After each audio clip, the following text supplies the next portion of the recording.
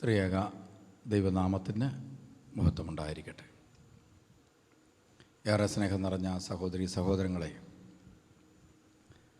നമ്മുടെ ഇടയിലെ, പ്രത്യേകിച്ച് ക്രൈസ്തവരുടെ ഇടയിൽ നമ്മൾ ഒത്തിരി നല്ല മനുഷ്യരെ കാണാറുണ്ട്. നമ്മുടെ വ്യക്തിഗത ജീവിതത്തിൽ നമ്മൾ കാണുന്ന ഒരു നല്ല മനുഷ്യൻ്റെ ലക്ഷണം എന്തൊക്കെയാണെന്നാണ് നമ്മളിപ്പോൾ ചിന്തിക്കാൻ പോവുക. നിങ്ങളുടെ മകൾക്ക് ഒരു നല്ല കല്യാണാലോചന വന്നിരിക്കുകയാണ്.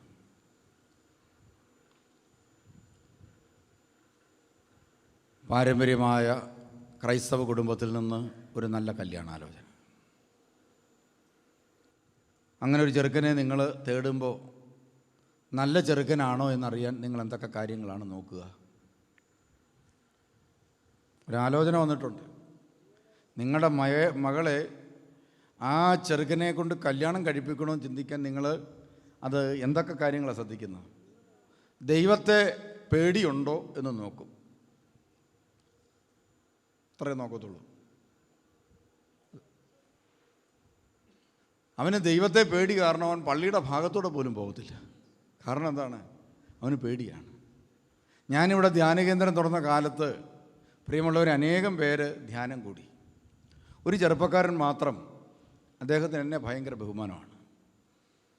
എന്നും മാത്രമല്ല, അദ്ദേഹം പറഞ്ഞു, ഇവിടെ സ്ഥിരമായിട്ടൊരച്ഛൻ വന്നതുകൊണ്ട് ഞാൻ ഇത്രയും കാലമൊക്കെ ഈ പള്ളിയിലൊക്കെ വരുമായിരുന്നു, പള്ളിക്കാര്യങ്ങളിലൊക്കെ ഇടപെടുമായിരുന്നു, ഒച്ചപ്പാടൊക്കെ വെക്കുമായിരുന്നു പൊതുയോഗത്തിൽ. പക്ഷെ ഇപ്പോൾ സ്ഥിരമായിട്ടിപ്പോൾ ഒരു അച്ഛൻ ഇവിടെ വന്ന് താമസിക്കുകയാണ്. ആഴ്ചയിൽ ഒന്നേ ഇവിടെ അച്ഛൻ വരുമായിരുന്നുള്ളൂ. ഇപ്പോൾ സ്ഥിരമായിട്ട് രാവിലെ മുതൽ വൈകിട്ട് വരെ ഒരച്ഛൻ ഇവിടെ താമസിക്കുന്നത് കൊണ്ട് ഇനിയിപ്പോൾ എൻ്റെ ആവശ്യം ഇവിടെ ഇല്ല. അതുകൊണ്ട് ഞാനിനി പള്ളി ഭരണത്തിലും ഇല്ല, പള്ളിയിലോട്ടും പോരുന്നില്ല, അദ്ദേഹം തീരുമാനിച്ചു. എന്ന് മാത്രമല്ല, മറ്റൊരു തീരുമാനം എടുത്തു. ഈ പ്രദേശത്തെ ആളുകളെല്ലാം ധ്യാനം കൂടാൻ വരാൻ തുടങ്ങിയപ്പോൾ എവിടെയോ ഒളിച്ചിരുന്ന് പുള്ളി ഈ ധ്യാനം കൂടിയവരെ കാണാൻ തുടങ്ങി. അപ്പോഴാണ്, എൻ്റെ പൊന്നു സഹോദര, അതിനകത്തെങ്ങാനും കയറിപ്പെട്ടു പോയാൽ പച്ചവെള്ളം ഇനി കുടിക്കാൻ പറ്റുകയില്ല,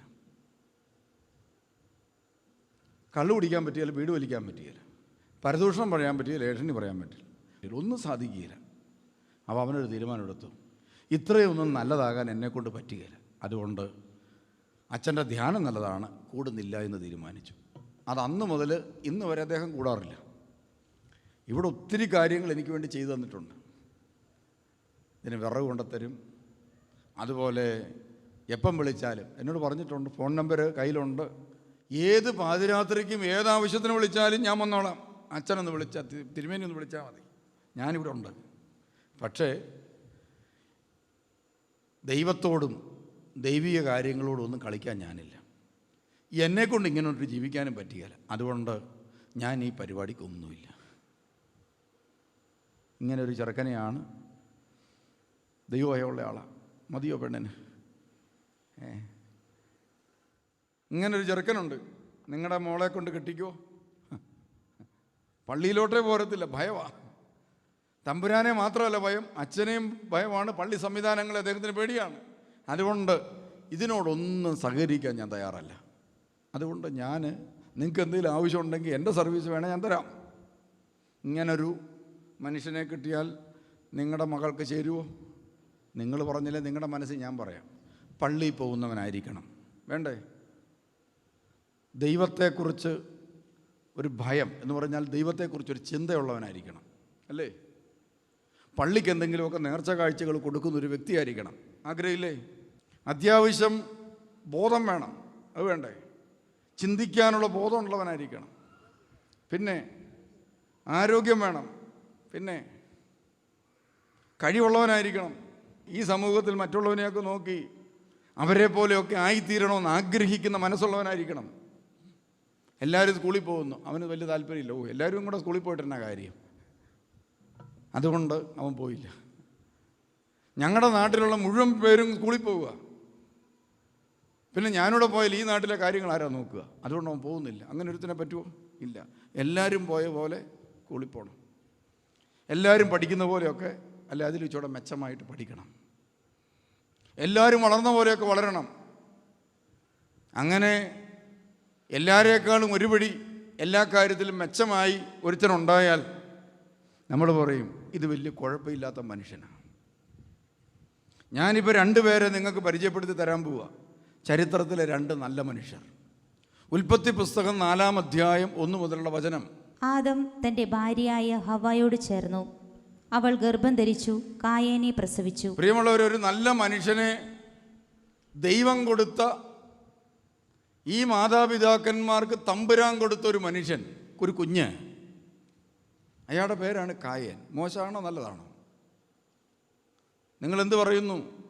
നിങ്ങൾക്ക് അച്ഛൻ കല്യാണമൊക്കെ ആലോചിച്ച്, അച്ഛൻ കല്യാണത്തിന് കൊണ്ട് നിർത്തിയിട്ട് നല്ല ആശീർവാദമൊക്കെ കൊടുത്ത് പ്രത്യേകം വിവാഹ ജീവിതത്തിലേക്ക് പ്രവേശിപ്പിച്ചു. ആദ്യമായിട്ട് ഇതാ ഒരു കുഞ്ഞുണ്ടായി. ആ കുഞ്ഞിന് ഇതാ അവർ വിളിച്ച പേരെന്താണ്? കായേൻ. ഇപ്പോൾ ഈ കായേൻ എന്ന് പറയുന്ന കുഞ്ഞ് ആദാമിൻ്റെയും ഹവ്വായുടെയും മടിയിലിരിക്കുകയാണ്. ഈ കൊച്ചിനെക്കുറിച്ചുള്ള ഇവരുടെ അഭിപ്രായം എന്താണ്? എന്താ അഭിപ്രായം? ദുഷ്ടൻ ആണോ? അല്ല.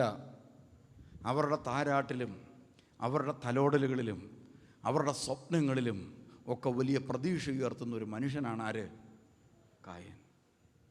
അപ്പോൾ പ്രിയമുള്ളവരെ, ഞാൻ പരിചയപ്പെടുത്താൻ പോകുന്നത് നിങ്ങളുടെ മനസ്സിൽ എന്നോ കയറിക്കൂടിയ ഒരു ആരോ കയറ്റിയിട്ടിരിക്കുന്ന ഒരു മുൻവിധിയാണ്. എന്ത്? കായേൻ. കേട്ടാൽ ഉടനെ നമ്മുടെ മനസ്സിലെന്താണ്? ദുഷ്ടൻ. നമ്മുടെ മനസ്സിൽ കയറിക്കൂടിയിരിക്കുന്ന ഒരു മുൻവിധിയാണ്. നമ്മളിങ്ങനെ ഒരു മുൻവിധി നമ്മളെ തലയിൽ വെച്ചാൽ നമ്മൾ മനസ്സിലായിക്കോണം, മറ്റു പലരുടെയും തലയ്ക്കകത്ത് ഇതുപോലെ ഒരു മുൻവിധി കയറി കിടപ്പുണ്ട്. ആരെക്കുറിച്ച്? നമ്മളെക്കുറിച്ച്. മനസ്സിലായോ? നമ്മളെക്കുറിച്ച് ഇതുപോലെ ഓരോരുത്തർ കണ്ടുവച്ചിട്ടുണ്ട്. അപ്പം നിങ്ങളുടെ തലയ്ക്കകത്ത് കിടക്കുന്ന മുൻവിധി എന്താണ്? കായേൻ എന്ന് പറഞ്ഞാൽ മോശക്കാരൻ. പ്രിയമുള്ളവരെ, ആദാമിനും ഹവ്വായ്ക്കും ആദ്യം ജനിച്ച കുഞ്ഞ്. അങ്ങനെയാണെങ്കിൽ ദൈവത്തിൻ്റെ പ്രതീക്ഷയിൽ ഈ കുഞ്ഞെങ്ങനെയായിരിക്കും? ആദാമിനെയും ഹവ്വായും ഞാൻ സൃഷ്ടിച്ച്, എന്തിനാ സൃഷ്ടിച്ചത്? ഇതാ അവർ ഒന്നിച്ച് ജീവിച്ച് ഭൂമിയിൽ പെരുകി അനേകം കുഞ്ഞുങ്ങളുണ്ടാകണം. അപ്പോൾ അതിനു വേണ്ടിയിട്ട് ജീവൻ, ദൈവത്തിൻ്റെ ജീവൻ ആദ്യമായിട്ട് ദൈവം ഇതാ ഒരിക്കൽ കൂടെ പങ്കുവച്ചത്, ഒരു തലമുറയിലേക്ക് കൂടി പങ്കുവച്ചത് ആരിലൂടെയാണ്? കായേനിലൂടെയാണ്. അങ്ങനെയാണെങ്കിൽ ഈ കായേനെന്ന് പറയുന്ന കുഞ്ഞിൻ്റെ ഉള്ളിക്കിടക്കുന്ന തുടിക്കുന്ന ആത്മാവ് ആരുടെ സ്വന്തമാണ്? ആരുടെ സ്വന്തം? ദൈവത്തിൻ്റെ സ്വന്തം. അങ്ങനെയെങ്കിൽ കായേനെ നമുക്ക് എന്ത് പേര് വിളിക്കാം? ദൈവമനുഷ്യൻ. വിളിക്കരുതോ? വിളിക്കാം. പ്രിയമുള്ളവരെ, നമുക്ക് ഇപ്പോൾ ഇവിടെ ഇരിക്കുക, ഒരു നിമിഷം കൊണ്ട് ഇത് നൽകിയവൻ ഈ ജീവൻ തിരിച്ചെടുത്താൽ നമ്മളെ പിന്നെ എന്നാ പേര് വിളിക്കും? ശവം. ഇപ്പം എൻ്റെ ശരീരത്തിൽ ഈ ആത്മാവ് പോയി കഴിഞ്ഞാൽ പിന്നെ പറയുന്നത് ഇതാ തിരുമേനിയുടെ ശവം ഇപ്പോൾ കൊണ്ടുവരുമെന്നാണ്. അപ്പോൾ പ്രിയമുള്ളവരെ, നമ്മളെ ഈ ആത്മാവ്, ദൈവത്തിൻ്റെ ആത്മാവ് പോയാൽ നമ്മൾ വിളിക്കുന്നതെല്ലാം ശവമാണ്. അപ്പോൾ ഈ ആത്മാവ് ദൈവം നൽകിയതാണ്. അങ്ങനെയാണെങ്കിൽ ഈ ആത്മാവ് കുടികൊള്ളുന്ന മനുഷ്യനെ നമുക്ക് വിളിക്കാൻ പറ്റുന്ന പേരെന്താ? ദൈവം തന്ന ആത്മാവ് തന്ന മനുഷ്യനെ നമ്മൾ വിളിക്കാൻ പറ്റുന്ന പേര് ദൈവമനുഷ്യൻ. എന്താണ് പേര് വിളിക്കേണ്ടത്? ദൈവമനുഷ്യൻ. അപ്പോൾ ചരിത്രത്തിലെ ഒരു ദൈവ മനുഷ്യനാണ് ആര്? കായേൻ. അവൾ പറഞ്ഞു, കർത്താവ് കടാക്ഷിച്ച് എനിക്കൊരു പുത്രനെ ലഭിച്ചിരിക്കുന്നു. പിന്നീട് അവൾ കായേന്റെ സഹോദരൻ ആബേലിനെ പ്രസവിച്ചു. ഒരു കൊച്ചിനെ കിട്ടിക്കഴിഞ്ഞപ്പോൾ അവർക്ക് ഭയങ്കര സന്തോഷമായിട്ട് തോന്നി. ഒരിക്കലും അവർക്കത് മടുപ്പായിട്ട് തോന്നിയില്ല. ഇപ്പം പലർക്കും ഒരു കൊച്ചേ ഉള്ളൂ. കാരണം എന്താണ്? ഒന്നിനെ കിട്ടിയപ്പോഴേ മനസ്സിലായി എന്താണ്? ഇത് പുലിവാല് പിടിച്ച കേസ് കെട്ടാണ്. പ്രതീക്ഷിക്കാത്ത സമയത്ത് മൂത്രമൊഴിക്കുന്നു, പ്രതീക്ഷിക്കാത്ത സമയത്ത് പല പ്രശ്നങ്ങളുണ്ടാകുന്നു, തലകുത്തി വീഴുന്നു. മൊത്തം ഇതൊരു കേസ് കെട്ടാണെന്ന് മനസ്സിലായതോടുകൂടി അടുത്തതൊന്നും വേണ്ടെന്ന് പലരും അങ്ങ് തീരുമാനിക്കുന്നു. പക്ഷേ ആദാമിനും ഹവ്വായ്ക്കും ഇങ്ങനൊരു പ്രശ്നമേ ഉണ്ടായില്ല. അവർക്കൊരു കൊച്ചുണ്ടായി കഴിഞ്ഞപ്പോൾ വീണ്ടും അവർക്ക് തോന്നി ഇതുപോലെ ഒരെണ്ണം കൂടെ വേണമെന്ന്. അങ്ങനെയാണെങ്കിൽ തീർച്ചയായിട്ടും ഈ കായേൻ എന്ന് പറയുന്ന മനുഷ്യനിൽ ഈ ആദാമിനും ഹവ്വായ്ക്കും പലതും അനുഭവിക്കാൻ പറ്റിയിട്ടുണ്ട്. അവരുടെ സ്നേഹം കൊടുക്കാനും അവർക്ക് സ്നേഹം സ്വീകരിക്കാനും ഒക്കെ പറ്റിയ ഒരു ശിശുവായിരുന്നു കായേൻ എന്ന് വേണം മനസ്സിലാക്കാൻ. അത്ര നല്ല ആളായിരുന്നു കായേൻ.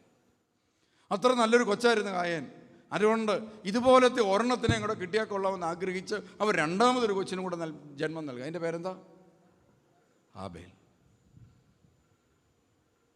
അങ്ങനെ 2 പിള്ളേരുണ്ടായി. 2 പിള്ളേരുടെയും പ്രത്യേകത എന്താണെന്ന് പിന്നീട് പറയുന്നുണ്ട്. പ്രിയമുള്ളവരെ, 2 പേരും പള്ളി പോകുന്നവരാണ്. നമ്മുടെ ജീവിതത്തിൽ, നമ്മുടെ നാട്ടിൽ നമ്മൾ ഏറ്റവും നല്ല പിള്ളേരായിട്ട് കാണുന്നത് എങ്ങനെയാണ്? ആരെയാ? പള്ളി പോകുന്ന പിള്ളേർ. നമ്മളൊരു കല്യാണം ആലോചിക്കുമ്പോൾ ആദ്യം നോക്കുന്നത് പള്ളി പോകുന്നതാണോ എന്ന് നോക്കും.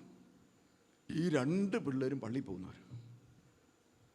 അപ്പോൾ ഒരു കല്യാണാലോചന വന്നാൽ നിങ്ങൾക്ക് 2 പെൺപിള്ളേരുണ്ടെന്ന് വിചാരിച്ചു, ഇരട്ട പിള്ളേർ. അങ്ങനെയാണെങ്കിൽ നിങ്ങൾ തിരഞ്ഞെടുക്കാൻ പറ്റുന്ന ആദ്യത്തെ ക്വാളിഫിക്കേഷൻ ഈ 2 പേർക്കുണ്ട്. എന്താണ്? പള്ളി പോകും. ഇനി വായിച്ചേ. ആബേൽ ആട്ടിടയനും കായൻ കൃഷിക്കാരനുമായിരുന്നു. പ്രിയമുള്ളവരെ, 2 മേഖലയിലാണ് ഇവർ വർക്ക് ചെയ്തുകൊണ്ടിരിക്കുന്നത്. ഒരാൾ ആടിനെ മേയ്ക്കും, പാലിനൊരു കുറവുണ്ടായില്ല, ഇറച്ചിക്കും കുറവ്. ഇപ്പുറത്തെ സൈഡിൽ പച്ചക്കറിയുടെ കാര്യത്തിന് പ്രശ്നമില്ല. ഈ 2 പേരും കൂടി ഉണ്ടെങ്കിൽ അവരുടെ ജീവിതം സുഖമായി. ആദാമിനും ഹവ്വായിക്കും വളരെ സമാധാനവും സന്തോഷവും നൽകാൻ പറ്റിയ അന്നത്തെ കാലത്തെ 2 സംവിധാനങ്ങൾ ഇവിടെ ഉണ്ട്. ഒന്ന് പച്ചക്കറിക്കും കുറവില്ല, ഇറച്ചിക്കും കുറവില്ല.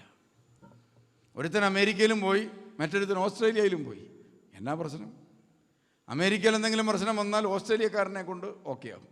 ഓസ്ട്രേലിയയിൽ എന്തെങ്കിലും പ്രശ്നം വന്നാൽ അമേരിക്കക്കാരൻ്റെ വഴി നമുക്ക് പ്രശ്നമില്ലാതെ പോകാം. എന്തായാലും 2ഇടത്തും ഇത് കാര്യങ്ങളൊക്കെ ആയിട്ടാണ് പോകുന്നത്. ഇങ്ങനെയാണ് പ്രിയമുള്ളവരെ കായൻ്റെയും ഹാബേലിൻ്റെയും ജീവിതം. 2 പേരും നല്ല സെറ്റപ്പിലാണ് മുന്നോട്ട് പോകുന്നത്. ഇനി വായിച്ചേ. ഒരിക്കൽ കായേൻ തൻ്റെ വിളവിൽ ഒരു ഭാഗം കർത്താവിന് കാഴ്ച സമർപ്പിച്ചു. പ്രിയമുള്ളവരെ, ഈ 2 പേരും ദൈവാന്വേഷികളാണ്. അതാണ് പ്രത്യേകത. നമ്മുടെ ജീവിതത്തിൽ ഒരു നല്ല മനുഷ്യനെ നമ്മൾ കണ്ടെത്തുന്നതാണ് അയാൾ ദൈവത്തെ തേടുന്ന മനുഷ്യനാണോ എന്നുള്ളതാണ് നമ്മൾ അടുത്ത് നോക്കുന്നത്. ഹാബേൽ തൻ്റെ വിളവിലൊരു ഭാഗം എടുത്ത് ഒരു ആടിനെ കൊന്നേച്ച് അതിൻ്റെ ഏറ്റവും നല്ല ഭാഗങ്ങൾ ആർക്ക് കൊടുക്കാൻ തീരുമാനിച്ചു? തമ്പുരാന് കൊടുക്കാൻ തീരുമാനിച്ചു. കായൻ എന്ത് ചെയ്തു? തൻ്റെ കൃഷിയിലെ ഏറ്റവും നല്ല ഭാഗം കുറച്ച് നല്ല വലിയ പടവലങ്ങ ഒരെണ്ണം വലുത് വെട്ടി, അതുപോലെ നല്ല വലിയ മുഴുത്ത കാബേജ്, ഇതെല്ലാം ആർക്ക് കൊടുക്കാൻ വേണ്ടി കൊണ്ടുപോയി?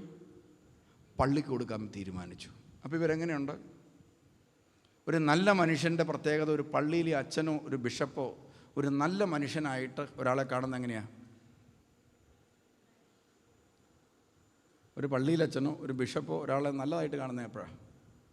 പള്ളിക്ക് എന്നതേലും കൊടുക്കുന്നവനാണ്. കൈ അയച്ച് പള്ളിക്ക് കൊടുക്കുന്നവനാണെങ്കിൽ അവന് ഗുഡ് ലിസ്റ്റിൽ പേര് കയറും പള്ളിയിൽ. അപ്പോൾ പള്ളിയിലൊക്കെ പ്രസംഗത്തിൻ്റെ സമയത്ത് വിളിച്ചു പറയും. അത് നല്ല മനുഷ്യൻ്റെ ലക്ഷണമാണ്.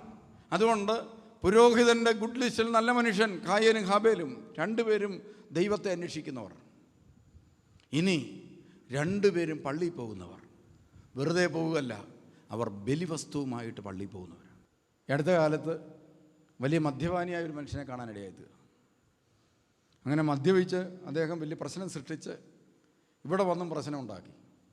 മദ്യപാനം നിർത്തി കഴിഞ്ഞതോടുകൂടി പുള്ളിക്ക് ബോധം പോയി. അങ്ങനെ പുള്ളി പുതിയൊരു മനുഷ്യനായി. പുള്ളി ഇതിലെ നടന്ന് ഓരോ മുറിക്കിട്ടും കൊട്ടിക്കൊണ്ടിരിക്കുകയാണ്. രാത്രി ഷർട്ടില്ല, പാൻറ്റ് മാത്രമേ ഉള്ളൂ. അപ്പോൾ നമ്മുടെ ശുശ്രൂഷകർ ചെന്ന് അദ്ദേഹത്തെ പിടിച്ചുകൊണ്ട് എൻ്റെ മുമ്പിലിരുത്തി. എന്നെ കണ്ടപ്പോൾ പുള്ളിക്ക് ഞാനാന്ന് മനസ്സിലായില്ല. പുള്ളി ഓർത്തത് എന്താണ്? ഇത് ഷാപ്പാണെന്നാണ് ഓർത്തത്. കാരണം എൻ്റെ ഫ്രണ്ടിലൊരു ബെഞ്ച് കിടപ്പുണ്ട്, അതിൽ ഒരു സൈഡ് ഞാനിരിക്കുന്നു, ഒരു സൈഡ് പുള്ളി ഇരിക്കുന്നു. അപ്പോൾ പുള്ളിക്ക് പെട്ടെന്ന് ഫീൽ ചെയ്യുന്നത് ഷാപ്പാണെന്ന്. അപ്പോൾ ഞാൻ ചോദിച്ചു, എന്നാ പറ്റി? ഒന്നും പറയണ്ട. അപ്പോൾ എനിക്ക് മനസ്സിലായി മദ്യം കുടിക്കാതെ പുള്ളി ഈ അവസ്ഥയിലായതാണ്. അപ്പോൾ ഞാൻ ചോദിച്ചു, വേണമെന്ന് ചോദിച്ചു. ഉണ്ടോയെന്ന് ചോദിച്ചു. രാത്രി 12 മണി 1 മണിക്കായി എന്നോട് ഉണ്ടോ സാധനം? ഞാൻ പറഞ്ഞു ഉണ്ടെന്ന് പറഞ്ഞു. ഞാൻ അകത്ത് പോയി പ്രിയമുള്ളൊരു കൊക്കോക്കോള എടുത്തുകൊണ്ട് വന്നിട്ട് ഇതിൻ്റെ കളറൊക്കെ കണ്ട പുള്ളിക്ക് സന്തോഷമായി. ഞാനിത് ഗ്ലാസ്സിനകത്ത് ഒഴിച്ച് പുള്ളിയുടെ കയ്യിലോട്ട് കൊടുത്തു.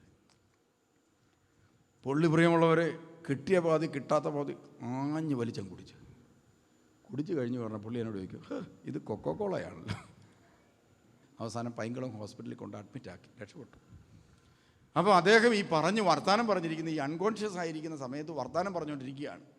ആ സമയത്ത് ഞാൻ ചോദിച്ചു, നിങ്ങൾ ഒരു സ്കൂൾ ടീച്ചറാണ്, അപ്പോൾ ഈ സ്കൂളിൽ പോകുമ്പോഴൊക്കെ കള്ളു കുടിക്കുമല്ല, കള്ളു കുടിക്കാതെ വിറയ്ക്കുമെന്ന് പറഞ്ഞു. അപ്പോൾ ഞാൻ ചോദിച്ചു, അന്നേരം ഈ പോലീസുകാർ മണം വരികയല്ലേ, ഇത് ഊതിക്കുമ്പം പ്രശ്നമാകുകയല്ലേ? ഉടനെ പുള്ളി ഒരാത്മീയ രഹസ്യം എനിക്ക് വെളിപ്പെടുത്തി നൽകി. ഞാൻ കള്ളടിച്ചേച്ച് നേരെ പോകുന്ന പള്ളിയിലേക്കാണ്. പള്ളിയിൽ ചെന്ന് കഴിഞ്ഞാൽ പള്ളിയിലെ വിളക്കിൽ നിന്ന് കുറച്ച് എണ്ണ എടുത്താൽ കുടിക്കും. അപ്പോൾ ഇതിൻ്റെ മേളിൽ പാടയായിട്ട് കിടക്കുന്നതുകൊണ്ട് പിന്നെ വരുന്ന ഇതിന് മണം വരികയില്ല. ഇത് കുടിയന്മാരുടെ ധ്യാനം അല്ലാത്തതുകൊണ്ടാണ് ഞാൻ ഈ രഹസ്യം പറഞ്ഞത്, അല്ലെ പറയുക, അല്ലെങ്കിൽ പള്ളിയുടെ വിളക്കേൽ പിന്നെ എണ്ണ കാണുക. അപ്പോൾ പ്രിയമുള്ളവരെ, അദ്ദേഹം കണ്ടുപിടിച്ച ഒരു പുതിയ മാർഗ്ഗമാണ് പള്ളിയുടെ വിളക്കിൽ നിന്ന് എണ്ണ ഒഴിച്ച് കുടിച്ചു കഴിഞ്ഞാൽ എണ്ണ മേളിൽ ഇങ്ങനെ പൊങ്ങിക്കിടക്കും വയറ്റിൽ. അപ്പോൾ പിന്നെ അടിയിൽ നിന്ന് ഗ്യാസ് മേളിലോട്ട് കയറുകയില്ല. അങ്ങനെയാണ് വാട്ടർ സീൽ ചെയ്യുക എന്ന് പറഞ്ഞ പോലെ ആമാശയം സീൽ ചെയ്യാനുള്ള പ്രത്യേക കണ്ടുപിടുത്തം സത്യത്തിൽ നടത്തിയത് ഈ മനുഷ്യനാണ് ആദ്യമായിട്ട്. അപ്പോൾ പ്രിയമുള്ളവരെ, ഈ കായേനും ഹാബേലും നല്ല മനുഷ്യരാണ്. അവർ പള്ളിയിൽ പോകും, പ്രാർത്ഥിക്കും, ദൈവത്തെ വിളിച്ചപേക്ഷിക്കും, ദൈവത്തെ കണ്ടെത്താനായിട്ട് ആഗ്രഹിക്കുന്നു. അതിനുവേണ്ടി ദൈവത്തെ പ്രസാദിപ്പിക്കാൻ വേണ്ടി ബലികൾ നമ്മളൊക്കെ കണ്ടിട്ടില്ലേ? മണർകാട്ട് പള്ളിയിലേക്ക് ചെന്നാൽ ഉടനെ 8 നോയമ്പിൻ്റെ കാലമാണ്. നമ്മളങ്ങോട്ട് ചെന്നാൽ ഉടനെ നേരെ പോകുന്ന അങ്ങോട്ടാണ് കുർബാനയിലിരിക്കുന്ന സ്ഥലത്തേക്കാണ്. അവിടെ ചെന്ന് കഴിയുമ്പോൾ ശോശാമ്മ ഒരു 5 എഴുതിയേരെ. കാരണം ഒരു പ്രാവശ്യമല്ല 5 പ്രാവശ്യം ഓർക്കാൻ. ഞാനൊക്കെ ഇവിടെ പലപ്പോഴും കുർബാനയ്ക്ക് ഓർക്കുമ്പോൾ 8 ശോശാമ്മയൊക്കെ ഒന്നിച്ച് എഴുതിയിരിക്കുന്നതാണ്. കാരണം ഒരു പ്രാവശ്യം എങ്ങാനും മെത്രാൻ മറന്നുപോയാൽ താഴോട്ട് നോക്കുന്ന വഴിക്കെങ്ങാനും ഇത് കണ്ണിപ്പറ്റി ബലിപീഠത്തിൽ ഓർത്ത് കയറിപ്പോകാൻ വേണ്ടിയാണ് 5 8 ശോശാമ്മ. കംപ്ലീറ്റ് സ്ഥലത്തും നമ്മുടെ പേരുകൾ ഓർക്കാൻ വേണ്ടി ബുക്ക് ചെയ്ത് റെഡിയാക്കി വെച്ചിരിക്കുകയാണ്. നമ്മൾ സ്വർഗത്തിൽ പോകാൻ എന്തൊരു ആഗ്രഹം. നല്ല ദൈവാന്വേഷികളായ മനുഷ്യരാണ് ഈ കായേനും ഹാബേലും, നമ്മളെയൊക്കെ പോലെ തന്നെ. അപ്പോൾ 2 പേരും പ്രാർത്ഥിക്കുന്നവരാണ്, ദൈവത്തെ വിളിച്ചപേക്ഷിക്കുന്നവരാണ്, പള്ളിയിൽ പോകുന്നവരാണ്, പ്രാർത്ഥിക്കുന്നവരാണ്, ഇതെല്ലാം ചെയ്യുന്നവരാണ്. ഇതിൽ നിന്ന് വ്യത്യസ്തരായ ആരെങ്കിലും ഇതിനകത്തുണ്ടോ? ഉണ്ടോ? ഈ പറയുന്ന ആളുകളൊക്കെ വളർച്ചാധ്യാനം എന്നൊക്കെ പറഞ്ഞപ്പോൾ ചാടി വീണ് എന്ന് പറഞ്ഞാൽ അതിൻ്റെ അർത്ഥം എന്താണ്? ഇനി തിരുമേനി നടത്തുന്ന ധ്യാനത്തിൽ നിന്ന് നമുക്കൊന്നും അനുഗ്രഹം കിട്ടാതെ പോകരുത്. ഈ വളർച്ചാ ധ്യാനത്തിലാണ് ഇനി വല്ലതും വരാൻ പോകുന്നതെങ്കിൽ അതോടെ പിടിച്ചെടുത്തേക്കാം എന്ന് വിചാരിച്ചാണ് വളർച്ചാ ധ്യാനം കൂടെ എൻ്റെ പേരോട് എഴുതിയാലേ എന്നാണ് നമ്മൾ വിചാരിച്ചത്. അപ്പോൾ നമ്മളൊക്കെ നല്ല മനുഷ്യരാണ് പ്രിയമുള്ളവരെ, കൊള്ളാവുന്ന മനുഷ്യർ. അങ്ങനത്തെ കൊള്ളാവുന്ന 2 മനുഷ്യർ പള്ളിയിൽ പോയി. നമ്മളിൽ പലരും വ്യാഖ്യാനിച്ച് വെച്ചിരിക്കുന്നത് കായൻ ഏതാണ്ട് ചീഞ്ഞതോ അളിഞ്ഞതോ ഏതാണ്ടൊക്കെ കൊടുത്തു എന്നാണ്. അദ്ദേഹത്തിന് ഒന്നുമില്ല. ബൈബിൾ വായിച്ചേ, എത്ര മനോഹരമായിട്ടാണ് എഴുതിയിരിക്കുന്നത്. കൊള്ളാവുന്ന സാധനങ്ങളാണ് കൊടുത്തത്. വായിച്ചേ. ഒരിക്കൽ കായേൻ തന്റെ വിളവിൽ ഒരു ഭാഗം കർത്താവിന് കാഴ്ച സമർപ്പിച്ചു. തൻ്റെ വിളവുകൾ ഇങ്ങനെ കിടക്കുകയാണ്, അതിൽ നിന്ന് ഏറ്റവും കൊള്ളാവുന്ന ഒരു ഭാഗം എടുത്തിട്ട് ദൈവത്തിന് കാഴ്ച വെച്ചു. പിന്നെ ആബേൽ തന്റെ ആട്ടിൻകൂട്ടത്തിലെ കടിഞ്ഞൂൽ കുഞ്ഞുങ്ങളെ എടുത്ത് അവയുടെ കൊഴുപ്പുള്ള ഭാഗങ്ങൾ അവിടത്തേക്ക് 2 പേരും നല്ലതാ കൊടുത്തത്. കായം മോശമൊന്നും കൊടുത്തില്ല. കായേനും അവനെ കൊണ്ട് പറ്റുന്ന കൃഷിയിൽ നിന്ന് നല്ലത് കൊടുത്തു. ഹാബേൽ അവൻ്റെ ആട്ടിൻകൂട്ടത്തിൽ നിന്ന് നല്ലത് കൊടുത്തു. 2 പേരും ദൈവത്തിന് കൊടുത്തു, കൊടുക്കാവുന്നതിൻ്റെ മാക്സിമം. നമ്മളുമായിട്ട് കമ്പയർ ചെയ്ത് നോക്കുമ്പോൾ നമ്മൾ കൊടുക്കാറുണ്ട്. നമുക്കറിയാം, 3 ആൺപിള്ളേരുണ്ടെങ്കിൽ നമ്മൾ ചോദിക്കും മൂത്തവൻ എന്നെ എടുക്കുക. മൂത്തവന് എൻജിനീയറിങ്ങിന് പോയി. 2ാമത്തവൻ അവൻ MBBS വേണ്ടി പഠിച്ചുകൊണ്ടിരിക്കുകയല്ലേ പാലായിലെ. ഇളയവൻ അവനൊരു ലേണിംഗ് ഡിസബിലിറ്റിയുടെ ഒരു പ്രോബ്ലം ഉണ്ട്. തിരുമേനി എപ്പോഴെങ്കിലും സമയമുണ്ടോ ഞാൻ അവനെ ഒന്ന് കൊണ്ടുവരാം, അച്ഛനാക്കുന്ന ആക്കിക്കോ. നമ്മളെ കൊടുക്കുന്നത് എന്താണ്? നമ്മൾ പറയും അവനൊന്നും പഠിക്കുകയല്ല, നമുക്ക് അവനെ അച്ഛനാക്കിയാലോ. അങ്ങനെയാണ് നമ്മൾ ചിന്തിക്കുന്നത്. പക്ഷെ കായൻ അങ്ങനെ ആയിരുന്നില്ല. ഏറ്റവും ബെസ്റ്റുള്ളത് നോക്കി കായൻ കൃഷി ഭാഗത്തുനിന്ന് വലിയ കാബേജൊക്കെ നോക്കി അങ്ങോട്ട് കൊടുത്തു. ഹാബേലാണെങ്കിൽ കടിഞ്ഞൂൽ ആടുകളെ തന്നെ എടുത്ത് അതിൻ്റെ നല്ല ഭാഗം കൊടുത്തു. 2 പേരും നല്ല മനുഷ്യർ. നമ്മളും ഇങ്ങനെയൊക്കെയല്ലേ? ആദ്യഫലത്തിന് കൊടുക്കുന്നുണ്ട്, അതുപോലെ പള്ളിക്ക് വേണ്ട ഓഹരി കൊടുക്കുന്നുണ്ട്, ദശാംശം മാറ്റി വെച്ച് കൊടുക്കുന്നുണ്ട്. അങ്ങനെ ദൈവത്തെ പ്രസാദിപ്പിക്കാൻ വേണ്ടി ചെയ്യാവുന്ന മാക്സിമം ചെയ്തേച്ച് നമ്മളിരിക്കുകയാണ്. ഇനിയിപ്പോൾ ഈ വളർച്ചാധ്യാനം കൂടി ബാക്കി കിട്ടുന്നെങ്കിൽ കിട്ടട്ടെ, എന്തെങ്കിലും പുതുതായിട്ട് ചെയ്യാനുണ്ടോ ചെയ്യാം. ആ പരുവത്തിനാണ് നമ്മളിരിക്കുന്നത്. അപ്പോൾ ഇതിനകത്ത് 2 ടൈപ്പ് ആളുകൾ ഇരിപ്പുണ്ട്. ആരൊക്കെയാ?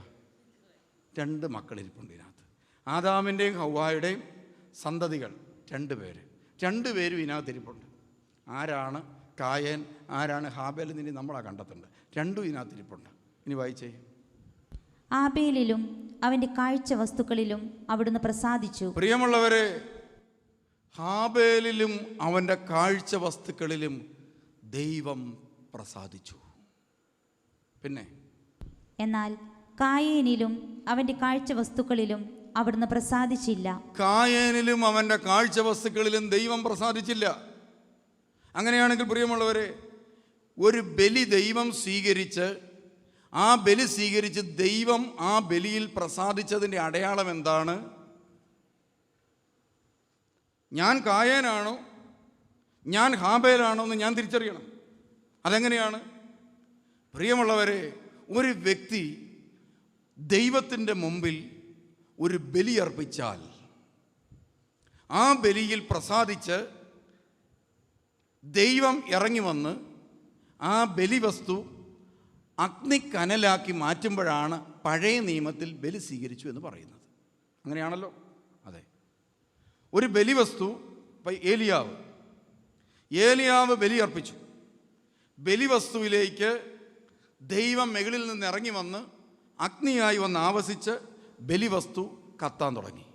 കുറേ നേരം കഴിഞ്ഞപ്പോൾ അത് തീക്കനലായി മാറി. ഉടനെ ഇതാ എതിർത്ത് നിന്നിരുന്നവരെല്ലാം പരാജയപ്പെട്ടു കൂടി. കാരണം എന്താണ്? ഏലിയാവിൻ്റെ ബലി ദൈവം സ്വീകരിച്ചു എന്ന് പറഞ്ഞാൽ ഏലിയാവിൻ്റെ കൂട്ടത്തിൽ ആരുണ്ട്? ദൈവം ഉണ്ടെന്ന് അവർക്ക് മനസ്സിലായി. ദൈവം ഏലിയാവിൻ്റെ കൂടെ ഉണ്ടെന്ന് മനസ്സിലായതോടുകൂടി ഏലിയാവിനെ എതിർത്ത ജനം ഏലിയാവിനെ വിട്ടോടി. അതോടൊപ്പം പ്രിയമുള്ളവരെ, ഒരു വിഭാഗം ആളുകൾ ഏലിയാവിൻ്റെ കൂടെ കൂടി. ഏലിയാവാണ് ചരിത്രത്തിലെ കൊള്ളാവുന്ന മനുഷ്യൻ. കാരണം അവൻ ബലി സ്വീകരിക്കപ്പെട്ട മനുഷ്യനാണ്. ദൈവം ബലി ഏറ്റെടുത്ത മനുഷ്യനാണ്. അതുകൊണ്ട് ഏലിയാവ് നല്ല മനുഷ്യനാണ്. നമ്മൾ മാർക്കിടുകയാണ്. അപ്പോൾ പ്രിയമുള്ളവരെ, ഒരു വ്യക്തിയുടെ ബലി ദൈവം സ്വീകരിച്ചാൽ ആ വ്യക്തിയുടെ ജീവിതത്തിൽ അവൻ അർപ്പിച്ച ബലിവസ്തുവിൻ്റെ മേൽ ദൈവം ഇറങ്ങി വന്ന് കനലായിട്ട് മാറും. അങ്ങനെയാണെങ്കിൽ പ്രിയമുള്ളവരെ, നിങ്ങൾ ഹാബേലാണെങ്കിൽ നിങ്ങളുടെ ജീവിതത്തിൽ എന്താ സംഭവിക്കാൻ പോകുന്നത്? നിങ്ങൾ അർപ്പിച്ച ബലിവസ്തു കനലായി മാറും. നിങ്ങൾ ദൈവത്തിന് അർപ്പിക്കുന്ന ബലിവസ്തു ഏതാ? ഞായറാഴ്ച ദിവസം പള്ളിയിൽ ഒരപ്പവും വീഞ്ഞും അച്ഛൻ സമർപ്പിക്കുമ്പോൾ സത്യത്തിൽ എന്താ സമർപ്പിക്കുന്നറിയോ? വിശുദ്ധ കുർബാനയെക്കുറിച്ച് ക്ലാസ് എടുക്കുമ്പോൾ ഞാൻ പറഞ്ഞോളാം. പ്രിയമുള്ളവരെ, അച്ഛൻ അപ്പവും വീഞ്ഞും അർപ്പിക്കുമ്പോൾ ആ ദേവാലയത്തിൽ ബലിക്കായി വരുന്ന ഓരോ മനുഷ്യനെയുമാണ് ബലിപീഠത്തിൽ സമർപ്പിക്കുന്നത്. അങ്ങനെയാണെങ്കിൽ ഞായറാഴ്ച നമ്മൾ ദേവാലയത്തിൽ പോയി ബലിക്ക് നിൽക്കുമ്പോൾ ഞാൻ എന്നെയാണ് ബലിവസ്തുവായിട്ട് സമർപ്പിക്കുന്നത്. അങ്ങനെയാണെങ്കിൽ ഞായറാഴ്ച കുർബാന കഴിഞ്ഞ് പുറത്തിറങ്ങി കഴിയുമ്പോൾ ഞാൻ എങ്ങനെ ഇരിക്കണം? പഴയ നിയമത്തിലെ കാര്യം ഞാനിപ്പോൾ പറഞ്ഞത്. ബലി സ്വീകരിച്ചാൽ ആളെങ്ങനെ ഇരിക്കണം? തീക്കനലായി മാറണം. അങ്ങനെയാണെങ്കിൽ പ്രിയമുള്ളവരെ, പഴയ നിയമ പശ്ചാത്തലത്തിൽ നിങ്ങളൊന്ന് ചോദിക്കുക. നിങ്ങൾ ദേവാലയത്തിൽ നിന്ന് ബലിപീഠത്തിൽ നിന്ന് പുറത്തിറങ്ങി വന്നു കഴിഞ്ഞപ്പം വീട്ടിൽ ചെന്നു, ഭർത്താവ് പറഞ്ഞു, എടി പൊള്ളുന്നടി. പറഞ്ഞോ? നീ അടുത്ത് നിന്നിട്ട് പൊള്ളുന്നു പറഞ്ഞോ? ഇല്ല. ഭാര്യ, നമ്മൾ കുർബാനയും കഴിഞ്ഞിട്ട് അങ്ങോട്ട് ചെന്ന, നിങ്ങളുടെ അടുത്ത് നിൽക്കാൻ പറ്റുന്നില്ല, പൊള്ളുന്നെനിക്ക് പറഞ്ഞോ? ഇല്ല. അങ്ങനെയാണെങ്കിൽ പ്രിയമുള്ളവരെ, നമ്മൾ ഓർക്കുക, ദൈവസ്നേഹത്തിൻ്റെ ഒരു ബലിയാണ് വിശുദ്ധ കുർബാനയെങ്കിൽ ദൈവം സ്വന്തം ശരീരവും രക്തവും മുറിച്ച് മനുഷ്യന് നൽകിയ സ്നേഹത്തിൻ്റെ ബലി കാണിച്ചു തന്നിട്ട് പറഞ്ഞു, എൻ്റെ ശരീരമാണിത്, എൻ്റെ രക്തമാണ്, നിങ്ങളങ്ങോട്ട് കഴിക്കുക എന്ന് പറഞ്ഞാൽ തിരിച്ച് ഈ ബലിയിൽ നമുക്ക് പറയാവുന്ന മാക്സിമം വാക്കെന്താ? പിതാവേ, ഇതെൻ്റെ ശരീരമാണ്. യേശു പറയുകയാണ്, സ്വന്തം ജീവിതം ഒരു മനുഷ്യനായിട്ട് ഭൂമി വന്നിട്ട് പിതാവിനൊരു ബലി അർപ്പിക്കാൻ പോവുക. ഓർക്കണം, സ്വീകരിക്കപ്പെട്ട ബലി. ഒരു മനുഷ്യനായി തീർന്നവൻ ഇതാ ഭൂമി വന്നിട്ട് പറയുകയാണ്, ഞാനൊരു ബലിക്ക് തയ്യാറാകുകയാണ്. ബലിക്ക് അവരൊരുങ്ങിയിട്ട് പറഞ്ഞു, പിതാവേ, ഇതാ എൻ്റെ ശരീരം.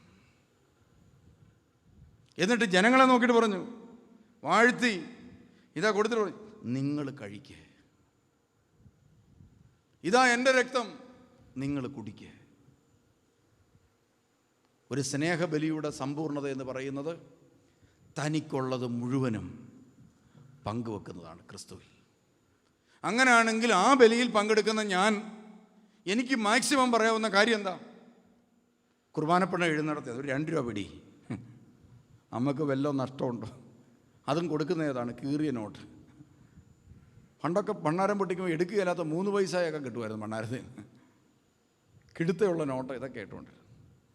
പ്രിയമുള്ളവരെ, അങ്ങനെയെങ്കിൽ ഞാൻ ഞായറാഴ്ച കൊടുക്കേണ്ടത് എന്താ? എന്നെ ഇതാ കർത്താവ് എൻ്റെ ശരീരം, നീ എടുത്തു, നീ തിന്ന്. എൻ്റെ രക്തം ഇതാ, നീ കുടിക്ക്. ഇതാണ് ബലി. അങ്ങനെയാണെങ്കിൽ ഈ ബലിവസ്തുവിൻ്റെ മേൽ അഗ്നി ഇറങ്ങി വന്നാൽ സ്നേഹത്തിൻ്റെ അഗ്നിജ്വാല കത്തുന്നവനായി ഞാൻ പുറത്തിറങ്ങുന്നതാണ് സ്വീകരിക്കപ്പെട്ട ബലിയുടെ അടയാളം. അങ്ങനെ സ്നേഹത്തിൻ്റെ അഗ്നിനാളം കത്തുന്ന ഒരു വ്യക്തിയായി ക്രിസ്തു ബലിക്ക് ശേഷം ഇറങ്ങി വന്ന അപ്പോസ്തലന്മാരുടെ മുമ്പിൽ നിന്നുകൊണ്ട് കൈനീട്ടി പറഞ്ഞു, ഇതാ